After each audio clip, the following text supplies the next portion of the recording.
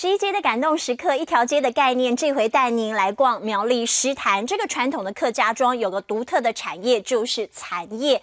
早期呢，诗坛的蚕丝品是外销的主力，但是随着时代的变迁，很多厂都关厂了。但有这么一位养蚕人，他是坚守，同时希望保留诗坛的蚕业文化。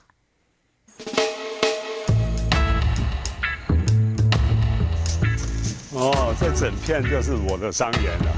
桑树园它有好几甲，这个农场的主人叫做涂全民，种桑超过30年，在苗栗诗坛这个传统客家庄的地方，蚕业是最独特的产业。这边这个奇怪，这些都成熟了啦，这些都成熟了。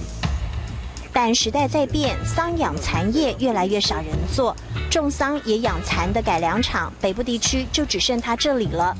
这一间就是小蚕室。上万只小蚕宝宝，涂全民从蚕种开始自己培育，再采取分龄喂养，让蚕在吃叶、睡眠和脱皮的过程中，吐丝成为诗坛专有的平面碱。做眼睑就丢下去，它就会长。啊，这个不行，这个它一定要粪跟尿，它的便便，然后尿要排完，排完那我们就有一个铁丝网的板子，你抓到那边，它就可以吐成这样子。就可以涂成这样。平面碱经过水洗后曝晒，才能够加工再制，每个步骤都得要靠人力。涂全民找了苗栗在地人一起参与蚕业，解决人工问题。癞蛤一插皮哦。4个人，1人雇1头，制作蚕丝被得靠团结力量大。到现在那么久几千年了，还是用人工。想睡的冬暖夏凉，纯手工的蚕丝被依旧很受欢迎。冬天刚走就急着预定。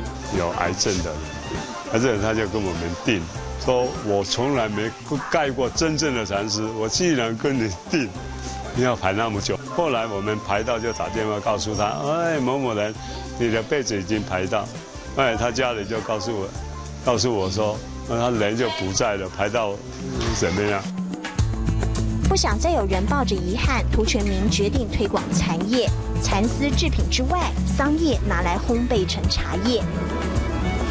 桑叶茶、蚕沙茶，再创蚕业、桑叶生机。涂全民坚持守住再创新，不让传统产业失了根。